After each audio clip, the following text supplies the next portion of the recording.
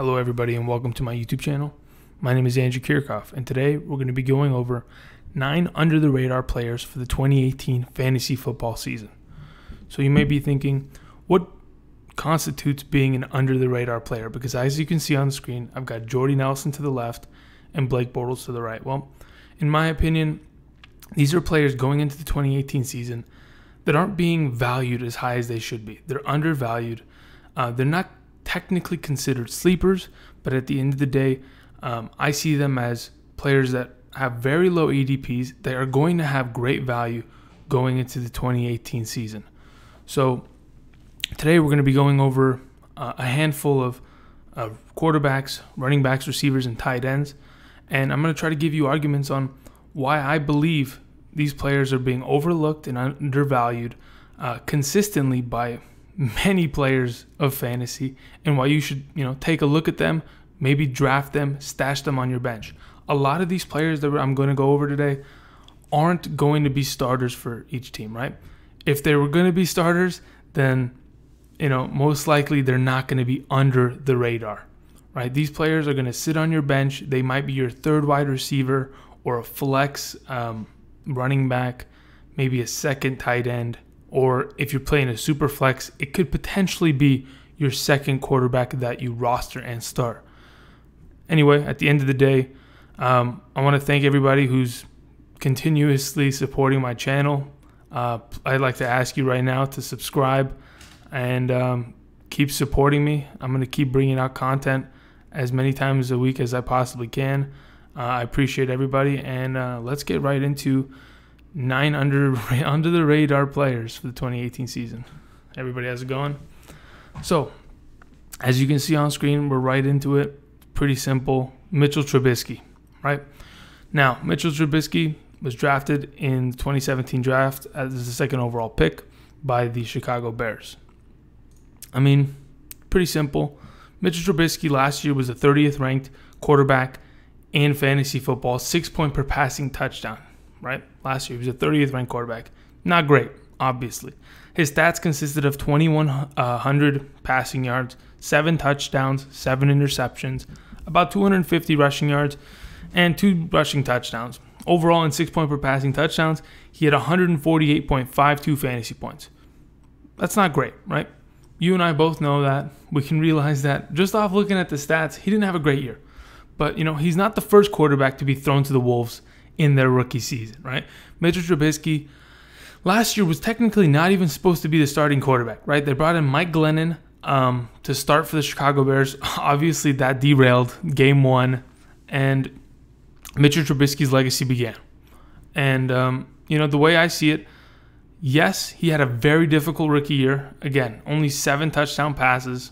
He was still acclimating himself to the NFL speed, the NFL offense, and he was improving on a weekly basis.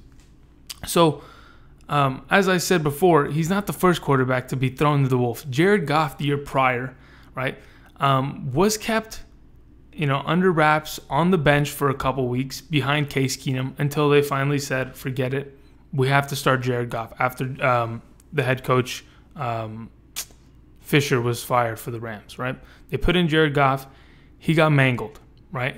He got beat up. He threw interceptions, but it was a learning process, right? That's what Mitchell Trubisky had last year.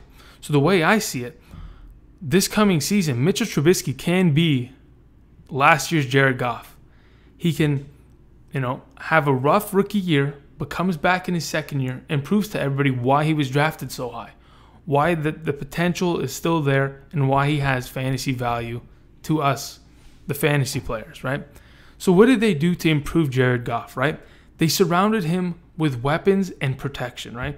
They brought in Andrew Whitworth as the left tackle. They brought in Sammy Watkins last year, Robert Woods. They drafted Cooper Kupp. They surrounded Jared Goff with pieces that would make not only him better, but make everybody around him that much better. Obviously, he still had Todd Gurley, which was the staple of that offense. But at the end of the day, Jared Goff improved leaps and bounds, right? So enough about Jared Goff. What I see Mitchell Trubisky turning into this coming season, I think he's under the radar, right? If you play in a 12-team league where you only start one quarterback per team, you might not, be interested in listening about Mitchell Trubisky. Timestamps are going to be below. But if you play in a super flex league, you play in a dynasty league, Mitchell Trubisky 100% has great value this season, because at this moment in time in super flex leagues, he's got an 88 ADP, right? In standard leagues, it's like 150, right? Where you're starting one quarterback, right? He's rarely drafted in those kind of leagues. So the Bears kind of did what the Rams did last season. They brought in Allen Robinson, Taylor Gabriel, Trey Burton, and they drafted Anthony Miller from the University of Memphis, right? And their second round pick was an offensive lineman, a center, right? So they're building an offense around Mitchell Trubisky to make him a better football player, right? And with that, in my opinion, fantasy-wise, he's going to be a better value and a better prospect because of this, right? Also, the Chicago Bears fired their bum of a head coach. I don't even want to say his name. They brought in Matt Nagy. Matt Nagy was the offensive coordinator for the Kansas City Chiefs last season. As you can, I mean, if you watch football, the Kansas City Chiefs had a pretty amazing offense during the regular season last year. Alex Smith was firing on all cylinders. Kareem Hunt was a monster. So they're going to bring in that kind of a scheme into the Chicago Bears offense with Mitchell Trubisky, a young quarterback, and weapons surrounding him. This season, I think Mitchell Trubisky can be a great fantasy value in Superflex leagues, and that's why I'm saying he's one of my under-the-radar players for the 2018 season. Okay. Anyway, let's move on to the next player we're going to talk about. Blake Bortles. Okay. You know what it is? I don't understand. For some reason, Blake Bortles manages to find his way into every single one of my videos. I either mention him, he either has a section dedicated to him. It's like a shrine, right? I'm not a fan of Blake Bortles, right? But I can't deny the fact that he has fantasy value. I mean, every year he has fantasy value, whether it's garbage time touchdowns, whether he's playing in London. By the way, if Blake Bortles is on your roster and he's playing in London, you must start him. Okay? This might be just weird. He is amazing when he plays in London. He has like a 7 touchdown to 0 interception ratio in 2 games in London. It's some insane shit, okay? Anyway, so let's talk about Blake Bortles, right? Last season in 2017, in 6-point per passing touchdown leagues, he was the 13th ranked quarterback. Okay? Did anybody expect that to happen? Not really. The year prior in 6-point per passing touchdown leagues, in 2016, he was the 10th ranked quarterback. Like, how, right? How is he doing this? So let me just read some stats. In 2016, he had 3,900 passing yards, 23 touchdown passes, 16 interceptions, a little high, 360 rushing yards with 3 rushing touchdowns, and he had 1 reception for 20 yards and a touchdown, right? So in 2016, he had in 6-point per passing touchdown leagues, he had 316.6 fantasy points, right? Which was better than he had last year, but it happens. Last year, he had 3,700 passing yards, 21 touchdown passes, 16 interceptions, 320 rushing yards with 2 rushing touchdowns, and 291.68 fantasy points, right? So overall, he's going to score, right? Now, if you're playing in a 1-quarterback league, he probably won't even be on someone's bench, right? His ADP in a regular standard league, right? Regular standard 1-quarterback per team league, his ADP is 172. That's ridiculous, right? For a guy that puts up fantasy points, yes, he may be inconsistent, but he puts up points at the end of the week, right? So the way I see it, why is Blake Bortles under the radar? His ADP is not high at all. In Superflex leagues, his ADP is 120, right? That means Blake Bortles will be going in the 10th round of a 12-team league. I mean, that's insane. Guys, that's insane. A guy that was ranked 13th last year amongst all quarterbacks and 10th the year prior. I don't care what you say, Blake Bortles, whether he's throwing garbage time touchdowns or he's, getting to the AFC Championship because of his defense or the running game, I don't care what the excuse may be.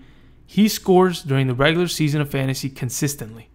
And, man, my hat's off to him. That's why he ends up in these videos, because He's got some deceptive fantasy value. That's why he's under the radar. God, under the radar. Okay, so other than that, Blake Bortles, right? He's posted great stats these last couple seasons. Okay, and Allen Robinson is no longer with the organization. Neither is Allen Hurns. Neither is Mercedes Lewis, right? Those three kind of blanket receivers and tight ends that he had these last couple seasons, no longer with the team, but they still have Marquise Lee. They have Day-Day Westbrook. They have Keelan Cole. They brought in Dante Moncrief. They brought in Austin Seferian-Jenkins. They've surrounded Bortles with a pretty decent receiving core. Yes, the Jacksonville Jaguars depend on the run game, right? Leonard Fournette, TJ Yeldon, they're still going to be the priority of the offense. They're going to touch the ball the first and second downs, and then they'll maybe play action, and we'll see what Bortles can do. Excuse me. At the end of the day, he's got fantasy value. He shouldn't be slept on. Yes, he's under the radar, but if you're the only person in your league watching this video, maybe just if you're in Superflex, take the risk. Actually, there's no risk. What am I saying? There's a stigma with Blake Bortles, right? No matter what it is, he's always seemed as a garbage quarterback, but he's really not. He's really not. Okay. He produces fantasy points. He plays in a tough division too, right? Playing the Houston and Tennessee defense, that's not easy, right? Yes, he's got the best defense in the NFL, right? Obviously, playing against the Colts defense, that's a piece of cake, right? But playing against some of those defenses, they're not a walk in the park. Anyway, Blake Bortles in Superflex leagues is a 120 ADP right now, average draft position if you don't know. And he should be drafted. He should be picked up. If you play in a Superflex, he can be your second quarterback on a weekly basis. And that's plain and simple. Anyway, so let's move on to the first running back I'm going to talk about, Matt Breida. Okay, so a lot of you, you're hearing this name for the first time, Matt Breida. Who is Matt Breida? Wearing a 49er jersey, right? So Matt Breida last year was a rookie, drafted by the 49ers, and, played behind Carlos Hyde, right? Carlos Hyde dominated that backfield, had over 300 total touches, and, consumed everything. Yet Matt Breida was the 45th ranked running back in 2017, right? That still makes him an RB4, which isn't great, but he didn't have much attempts. He didn't have much, exposure and opportunity last season, right? Last season, his stats consisted of 105 attempts, nothing much, for 465 rushing yards, right? That's a 4-yard per carry average, 2 rushing touchdowns, 36 targets, and 21 receptions for 180 receiving yards, 1 receiving touchdown, and a total of 93 fantasy points, right? In half-point PPR leagues, by the way. So, and everything, we're going to go with running backs, receivers, tight ends. We're going to go half-point PPR, kind of just split the difference. Anyway, so as I said before, Carlos Hyde dominated the backfield last year. Well, as many of you know, and if you don't, Carlos Hyde is no longer with the organization. He is with the Cleveland Browns. So that kind of opens up a position for Matt Breida, right? This past offseason, the 49ers brought in Jerick McKinnon from the Minnesota Vikings to, quote-unquote, everyone says start. Okay? I'll get into that as we continue. But at the end of the day, Breida had a decent rookie year. He had pretty good averages here and there. And without much of an opportunity, he was still an RB4, which isn't bad, right? So let's get into Jerick McKinnon, right? Jerick McKinnon has been with the Minnesota Vikings his entire career for the last 5 seasons. And mainly, he's been like the scat back. He's been the change of pace back, right? In 2016, Jerick McKinnon, wasn't really used often. He was used in the passing game. He ran the ball a decent amount here and there. But that's because, the running backs in 2016 for the Minnesota Vikings, they weren't great, right? They had Matt Asiata, it was a mess, right? But in 2017, they had Dalvin Cook tore his ACL, Jerick McKinnon, and Latavius Murray split carries, right? And that's pretty much been McKinnon's MO. He splits carries, right? He's never been a workhorse running back for a team. There's been weeks where he'll get 15 touches, but he's never going to touch the ball 15 times every week of the season, right? Maybe the 49ers bring him in and try to do that, but he's not built that way. The way I see it, they're bringing in McKinnon to be a versatile Swiss Army knife for this Mike Shanahan offense, right? And to help Garoppolo. But at the end of the day, I see Matt Breida carrying the ball and having a pretty decent season. I can see Breida going for 800 rushing yards this season, right? Because at the end of the day, Jerick McKinnon has never been a running back to just eat up all the carries. He's not going to do that. On average, these past 2 seasons, McKinnon has rushed for 500 yards, right? And he's had way more touches than Breida had last year, right? He's been given the attempts, and I don't see McKinnon being the workhorse back that everyone seems to think he's going to be, right? I don't care what, Mike Shanahan, I like McKinnon. He's going to be great for us. He's going to touch the ball a bunch. Great. But, things change at the end of the day. Matt Breida, in my opinion, current ADP in half-point PPR is 167, okay? 167. So where does that put him, right? I mean, this is a late-round pick, right? A lot of people are not going to touch Matt Breida, but he's under the radar. I'm telling you right now, Jerick McKinnon is not going to touch the ball 25 times a game, right? He's going to run the ball 12 times a game. He's going to catch the ball 4 times a game. This offense is going to run the ball another 10 times, and Matt Breida is going to catch the ball a couple times a game. Matt Breida, if he comes out strong, which I 100% expect he is going to do, and Matt Breida, in my opinion, could just have the early down carries. If he comes out, he can be a vital part of this offense, and he can be a really good fantasy value. Especially at an ADP of 167, that's ridiculous, right? And that's just in regular leagues. That's not even super flex, right? So if it was in super flex, he'd be even lower. Anyway, at the end of the day, I think Matt Breida going into the 2018 season, yes, he was a backup last year, but he was a rookie. He learned. He's coming into this season. He has a little competition with Jerick McKinnon, but I see that Matt Breida is going to be able to produce on a consistent basis and maybe even end up being the split starting running back for the 49ers. Anyway, so let's move on to the next guy. Okay, we're going to talk about C.J. Anderson. Now, I'm sure many of you have heard about C.J. Anderson. He's been with the Denver Broncos his entire career. He was there. He scored a touchdown in the Super Bowl game with Peyton Manning, etc., etc.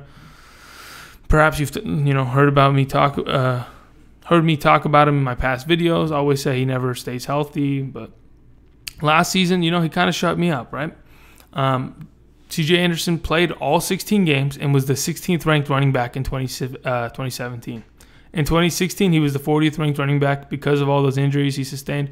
But in 2017, he was an RB2. What was his stats last season? 245 rushing attempts for 1,007 yards, 3 rushing touchdowns, 40 targets, and 28 receptions. 224 receiving yards and 1 receiving touchdown for a total of 161.1 fantasy points in half-point PPR scoring, right? So why does this matter? Well, C.J. Anderson is no longer with the Broncos. He is on the Carolina Panthers, right? And he's pretty much filling the spot of Jonathan Stewart, right? Jonathan Stewart was with the Carolina Panthers for the longest time, and he was that early down running back, right? Obviously, Jonathan Stewart, as he continues to get older, he wasn't producing as much. He wasn't being able to put up the yards that he was doing the years prior. And, the Panthers saw him slowing down, so they cut him. Brought in C.J. Anderson. C.J. Anderson last year had his first 1,000-yard rushing season, which is, a pretty big deal when it comes to running backs in the NFL, right? He went 5 years without rushing for 1,000 yards. Last year, he broke that. So what do I see C.J. Anderson doing? Why is he considered under the radar? Well, C.J. Anderson is accompanied by, obviously, Cam Newton, who runs the ball a lot, right?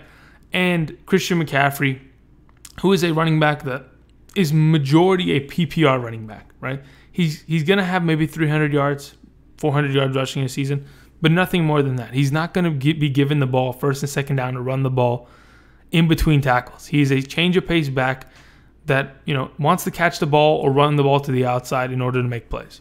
C.J. Anderson is going to be that interior, plug him in the A and B gaps, and hope he breaks one off. And he's going to be the goal line running back, as well as Cam Newton carrying the ball on the goal line.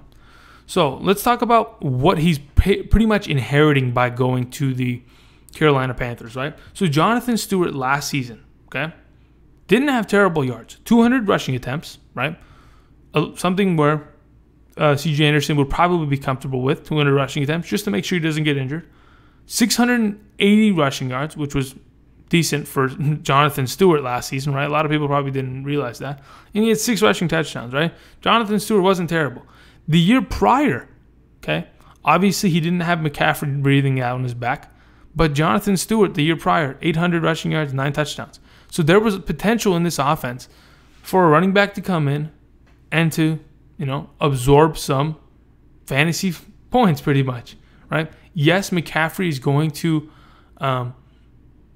hinder a little bit of C.J. Anderson's fantasy points, but at the end of the day, McCaffrey is absorbing a lot of the PPR, third down, receiving stats that C.J. Anderson, on a normal basis, is not going to pick up. Again, last season, he had 28 receptions. The year prior, he had 16, right? C.J. Anderson has never been a receiving back, so that's fine, right? McCaffrey can dominate the receiving yards when it comes to running backs for the Panthers. But, C.J. Anderson is going to dominate first and second down rushing, right? The way I see it, as of right now, his current ADP is 110 in standard one quarterback leagues. And 110, I mean, to take C.J. Anderson, stash him on your bench, and, maybe, which I'm assuming, he takes over this backfield and is able to get 50 yards and a touchdown in a game, 70 yards, no touchdown. Those are pretty good weeks. I see him, possibly being able to do so. He's younger than Jonathan Stewart was. He's more talented, in my opinion, than Jonathan Stewart is.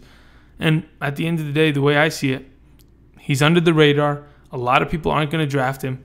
You don't have to put him in your starting lineup, but this is a bench guy that I see having value, just like Matt Breida. Obviously, Breida is being drafted way lower than C.J. Anderson, but that's just because of name value, But if C.J. Anderson falls to you and you've got a bench spot open for him, I would highly recommend C.J. Anderson being on your bench, okay? So let's move on to wide receivers, right? So the first wide receiver, excuse me, I want to talk about is Kenny Stills. Okay, so Kenny Stills, been with the Dolphins these past few years. Prior to being with the Dolphins, he was with the Saints, where he dominated with Drew Brees, etc., etc. Last season, he was the 27th ranked wide receiver in fantasy football, right? In half-point PPR scoring. 27th, wide receiver, that makes him a wide receiver 3, right? And the majority of the leagues, every team will start 3 wide receivers, and if you're playing in a 12-team league, that makes a top 36 of wide receivers, right? Being the 27th ranked wide receiver, that means Kenny Stills started on a team last season. The year prior, Kenny Stills was the 41st ranked wide receiver in fantasy. And I just want to read his stats real quick. So in 2016, he had 81 targets and 42 receptions. Obviously, that's not great, right? Half the balls that being thrown to him are just disappearing. For 726 receiving yards and 9 receiving touchdowns, right? He had 147.6 fantasy points. Last year, with Jay Cutler under center, right? Now, by the way, in 2016, it was a mix between Matt Moore and Ryan Tannehill, here and there. But in 2017, with Jay Cutler and a little bit of Matt Moore, he had 105 targets, 58 receptions, right? Again, half of his receptions are disappearing. Come on, Kenny. Maybe it's the quarterbacks. Jay Cutler's not very good. That's why he's gone. For 847 receiving yards, 6 touchdowns, and 145.7 fantasy points, right? So, he's pretty consistent. 2016, 147 fantasy points. 2017, 145 fantasy points, right? So he's in that range. It just depends how the other receivers in that season play on where he gets kind of ranked. The way I see it this coming season, he's going to probably be a wide receiver 3. But I think he's going to be a high-end wide receiver 3. Just like he was last season, right? Jay Cutler's no longer with them. Jay Cutler's a bum. Okay, we all know that. Smoking Jay That's a myth. There's no such thing. Jay Cutler is just, God, I'm not, no more Jay Cutler, okay? Ryan Tannehill's coming back, right? Jarvis Landry is not coming back, right? Jarvis Landry, for the last, 5 seasons for the Miami Dolphins, has been the number one receiver, right? And no one could even compete with him to be the number one receiver. He was catching the ball 100 times a year for 1,000 yards, 6 to 8 touchdowns per year. Jarvis Landry was dominating the entire receiving game of the Miami Dolphins, right? Jarvis Landry's gone. Ryan Tannehill comes back. He needs to find rapport with another receiver that he, can make the number one receiver. What are the options, right? There's Kenny Stills, right? There's Devontae Parker. And there's Danny Amendola, okay? So let's go over this real quick. So Devontae Parker last season had 1 receiving touchdown. In 16 weeks, okay, a starting wide receiver in the NFL only had 1 receiving touchdown. Where Devontae Parker is being drafted right now is a disgrace, right? He's being drafted ahead of Kenny Stills. Why? I have no clue, right? People hear stories, Devontae Parker's working really hard this offseason. He's going to be great. Devontae Parker this, Devontae Parker that, potential, blah, blah, blah. I'm not buying into it. I think Kenny Stills is going to be the number one wide receiver of this team. Whether he lines up as the number one, it doesn't matter. Fantasy-wise, he will be the number one wide receiver. Now, other than that, there's Danny Amendola, right? I don't know. Danny Amendola was following the money trail. He came all the way down from Foxborough to Miami. He's got a party. Him and his wife are going to be partying, blah, blah, blah, on South Beach, blah, blah. Okay, anyway. Danny Amendola is just following the money. He's never really been consistently healthy throughout his entire career. And I don't know if Danny Amendola can go from catching balls from Brady to Tannehill, right? We'll just have to wait and see. Danny Amendola, smaller slot receiver, can line up outside. I don't see him having that much production this year to at least hurt Kenny Stills at all. And, that's another receiver that's kind of in the mix. They drafted Mike Gesicki from Penn State, the tight end. He can contribute a little bit. I don't think he's going to make that big of a difference, but he's there. As of right now, Kenny Stills ADP 131. The way I see it, he's a consistent wide receiver 3 that can start on a team, right? Of all the wide receiver 3s, I like Kenny Stills a lot. In a lot of my mock drafts, I'm taking Kenny Stills and throwing him on my bench, right? He's a bench stash because a lot of people are just passing up on him. I don't even know why. The way I see it, Kenny Stills this season's got a lot of value. He's under the radar because when people think of wide receivers for Miami, they go to Devontae Parker, and that's fantastic. They sometimes even still go to Jarvis Landry, and they're like, Jarvis Landry's not there. If they go to Devontae Parker, that's even better. They're wasting picks, making your team that much better. Anyway, Kenny Stills. Let's move on to the next wide receiver. Okay, Randall Cobb. So, the logic behind this, right? These are guys that have names, right? We've heard these names before. They've been in the league for a while, but they're being undervalued, plain and simple. Okay, last year, Randall Cobb was the 39th ranked wide receiver in fantasy, half-point PPR. And the year prior, in 2016, he was the 53rd ranked wide receiver in fantasy. So let me read some stats, right? In 2016, he had 84 targets for 60 receptions, 610 receiving yards, 4 touchdowns for 118.3 fantasy points, okay? 2017, last season, he had an increase in targets, 92, an increase in receptions, 66, an increase in yards, 653, 4 touchdowns, 200. Oh my goodness. 126.4 fantasy points. Goodness, guys. I'm struggling. Anyway, obviously, that was probably the influx came from Rodgers not being there and the young quarterback, what was it, Brett Hundley, just trying to find receivers. Brett Hundley was a bum though, He's he was terrible. Anyway, so why do I think Randall Cobb is going to, why is he underrated? Why is he under the radar? Well, this past offseason, like I've talked before in my prior videos, Jordy Nelson is no longer with the Packers, right? So where does that leave Randall Cobb? That leaves Randall Cobb as the number 2 wide receiver on this, team. Devontae Adams, God, I hate you, Devontae Parker. Devontae Adams is the for sure number 1 wide receiver. And Jimmy Graham, right, who's just been brought in as the tight end, is going to be a pretty big part of this offense, in my opinion, right? So Randall Cobb is there as the number 2 receiver, maybe the 3rd wide receiver, 3rd catching option within this option. Within this offense. But he can potentially be the number 2 receiving option, a part of this offense, right? Let's not forget real quick, okay? In 2014, as the number 2 passing option of the Packers, okay? So Jordy Nelson was number 1 and Randall Cobb was number 2 in 2014. Randall Cobb was responsible for 91 receptions on 1,287 receiving yards and 12 receiving touchdowns. Okay? We're not far removed from that. Randall Cobb was a dominant wide receiver. He was dominating the league because, Aaron Rodgers has got to throw 40 touchdowns. He's got to throw 4,500 yards a season. He has to, because why? He's Aaron freaking Rodgers, right? Discount double check, baby. Sponsor me.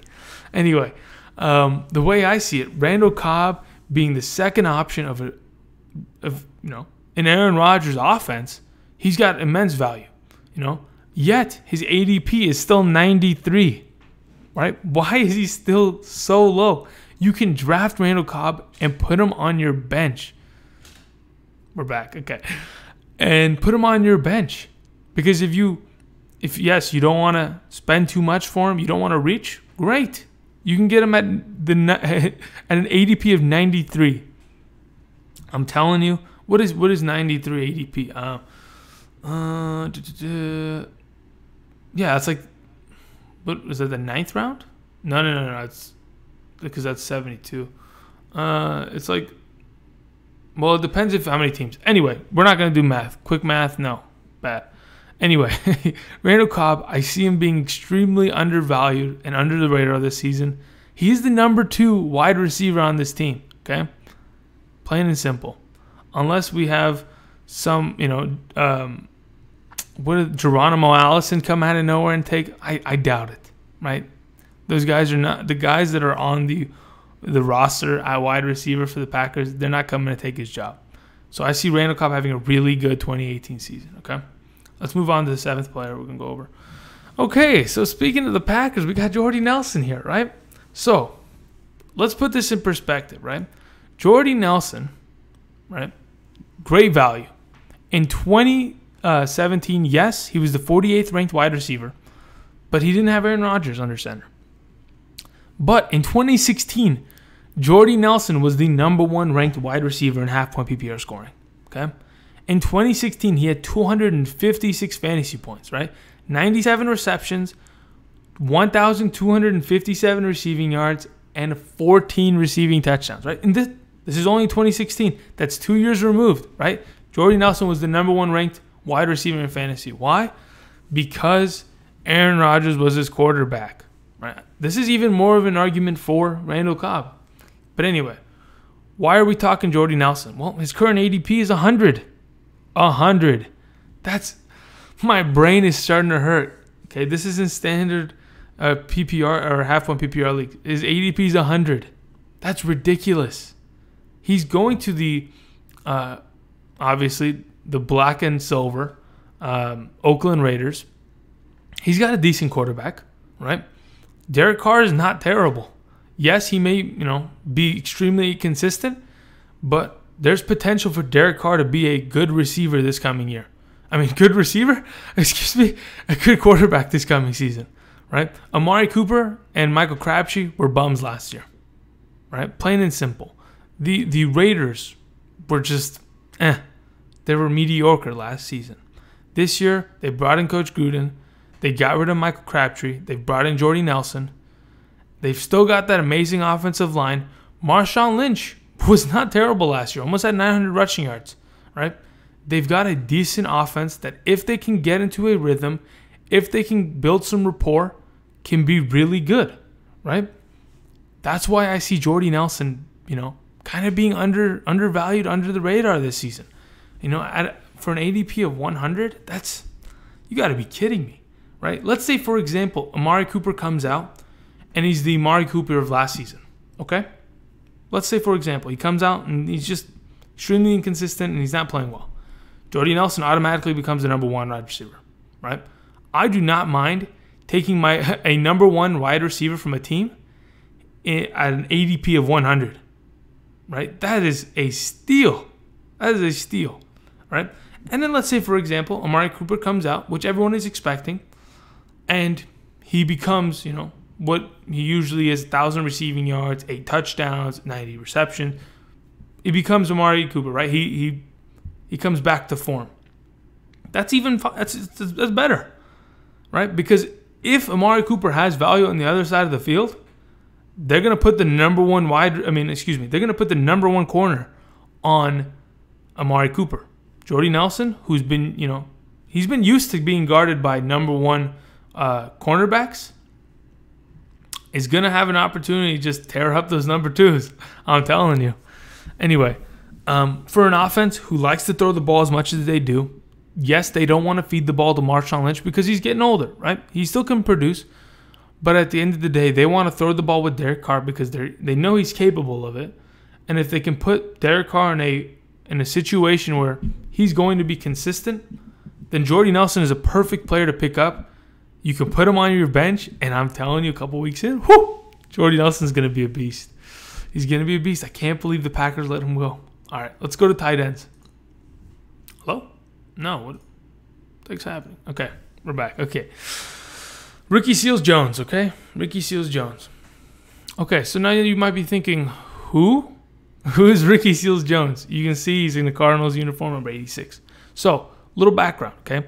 Ricky Seals-Jones used to be a wide receiver in like college or some shit. I don't know. That's what I've heard. And, they've kind of moved him to being a tight end. He's a bigger guy. Obviously, he doesn't have much name value because last year was his rookie year. Plain and simple. Let's just go over some stats, okay? Was last year's rookie year? I gotta know. I don't want to be spewing shit and then not be able to back this shit up. Ricky Seals-Jones, all right? Let's see. Let's see. Yeah, it was his rookie year. Okay, beautiful. Anyway, so Ricky Seals-Jones. Why do I see that, why do I think he's under the radar? Last year, he was the 42nd ranked tight end in fantasy, right? He had 28 targets for 12 receptions, 200 receiving yards, 3 receiving touchdowns, 44.1 fantasy points, and half-point PPR, right? Ricky Seals-Jones didn't really play for the Cardinals until like the back end of the season. But when he did, he was decent, right? He put up fantasy points for a couple weeks, and that was it. Blaine Gabbert at quarterback, Drew Stanton at quarterback, there wasn't really much to be done. The way I see it coming into the 2018 season, if you watched last week's video on Kyle Rudolph, it has a lot to do with Kyle Rudolph, right? Because they're both tight ends. But they have one thing in common. Ricky Seals-Jones is going to be playing for Sam Bradford this coming season. Sam Bradford is going to be the starting quarterback for the Cardinals this coming season. So what does that mean? What does Sam Bradford bring to Ricky Seals-Jones? Well, if you watched last week's video, and if you haven't, how dare you? No, I'm just playing. Hello? Click the subscribe button right now, and then go watch the video. Okay, anyway. Ricky Seals-Jones, right? He's playing for Sam Bradford. Sam Bradford, last time he was healthy, right, in 2016, threw the ball to his tight end 132 times, right? I think this is coming off my head. 130. I got to figure this out. Dang it. I'm pretty sure Kyle Rudolph. Stats. Let's see here. Okay, so in 2016, he was throwing the ball 132 times for 83 receptions, 800 receiving yards, and 7 touchdowns, right? So Kyle Rudolph had a career season with Sam Bradford under center, okay? Let's go back a couple years to 2015 when Sam Bradford was on the Eagles, okay? When he was the starting quarterback for the Eagles, Zach Ertz had 75 receptions for 850 yards and 2 touchdowns, okay? Let's go back a couple more years. In 2013, when Sam Bradford was the starting quarterback for the St. Louis Rams. And in 2012, the leading receiver for one of those for 2013 was Jared Cook, which is a tight end, plays for the Raiders right now. And the year prior, the fourth-ranked wide receiver, receiving player. Okay, let's scratch that, okay? In 2013, Jared Cook led the St. Louis Rams offense in receiving, okay? In 2012, Lance Kendricks who's a tight end, had about 450 receiving yards, okay? Anyway, as time has progressed, Sam Bradford is throwing the ball more and more to his tight ends. Why do I see Ricky Seals-Jones as the sleeper under the radar guy? His ADP is 199 right now. 199. That's ridiculous, people. What are we doing? Ricky Seals-Jones, in my opinion, is poised for a pretty good season here, right? Last season showed glimpses of his talent, right? He was a receiver, but he's so big he can play tight end. If you try to match him up with safeties, he's a bigger guy. He's going to catch the ball in traffic, and he's going to make plays, right? With Sam Bradford as his quarterback, even if Josh Rosen comes in as quarterback, rookie quarterbacks tend to like to throw the ball to tight ends, right? I see Ricky Seals-Jones being the starting. I don't know. Okay, let's see. Jermaine Gresham is technically going to be the starting tight end for this team, but Jermaine Gresham only blocks. He'll catch a couple balls here and there, but Ricky Seals-Jones is going to be the starting tight end for this team. He's extremely underrated. Obviously, from an ADP standpoint, 199 is pretty disrespectful. He's not going to be your starting tight end, right? You can go draft Kyle Rudolph and then put Ricky Seals-Jones on your bench. Beautiful. Done. End of argument. I'm telling you, Sam Bradford loves his tight ends. Okay? Let's move on to the last guy we're going to talk about today, Ben Watson. Okay? So, Ben Watson, man, I think he's been in the league for like 13 years. Some crazy stuff, right? He's a journeyman. He's been on a lot of teams. Let's see. I'm kind of curious now. So we're gonna do some looking. All right, Ben Watson. How many teams have you been on? So the Patriots from 04 to 09, the Browns from 10 to 12, Saints from 13 to 15, and did not play in 16 because of a season-ending Achilles injury. And in 2017, he played for the Ravens, and now he's back with the Saints. Beautiful, right? Okay, fantastic. Full circle. Kappa. Anyway, so in my opinion, why is Ben Watson an under-the-radar, undervalued kind of sleeper player this season? Well, last year, with Joe Flacco as his quarterback, he was the 11th ranked tight end in half-point PPR scoring. Okay, 11th ranked tight end. He was a tight end 1. Okay, he was a tight end 1, and he's been in the league from 04 and it's 2018 now. He's been in the league for almost 15 years. Okay, people, this is insane. His current ADP right now is 219. Okay, I don't even know if drafts go that long anymore. Okay, so let's put it this way. Last year, he had 79 targets, 61 receptions, 522 receiving yards, 4 receiving touchdowns for 106.7 fantasy points, right? That's pretty terrible. Let's be honest. To be a tight end 1 with those stats, we're pushing it a little bit, right? With 106 points, with your tight end 1, that's embarrassing. But here we go. Here's the real stat. In 2015, the last time he played with the Saints, 2015, 110 targets, 74 receptions, 825 receiving yards, 6 receiving touchdowns, and 155 fantasy points and half-point PPR scoring. So what do I see Ben Watson doing this year? He's joining the Saints. The Saints don't have any other tight ends. What does Drew Brees love to do? He likes to throw to his tight ends as well. When Jimmy Graham was the starting tight end here, Jimmy Graham was the feature of the Saints. They brought in Coby Fleener after Jimmy Graham left. Coby Fleener was a bum. Okay, last season when Coby Fleener got hurt, season-ending injury, they didn't throw the ball to tight ends anymore at all. They had 2 blocking tight ends that in a prior video, when I talked about Alvin Kamara, why you should draft him number 1 overall, the argument, blah, blah, blah. I talked about 2 tight ends. I think it's Hill and Humanamanui are the 2 tight ends. I'm not even going to look it up. I think it's Josh Hill, if I'm not mistaken, and like some Humanamanui. Okay, anyway. They didn't really use receiving tight ends last year. They just blocked straight up. This coming season, they brought Ben Watson back.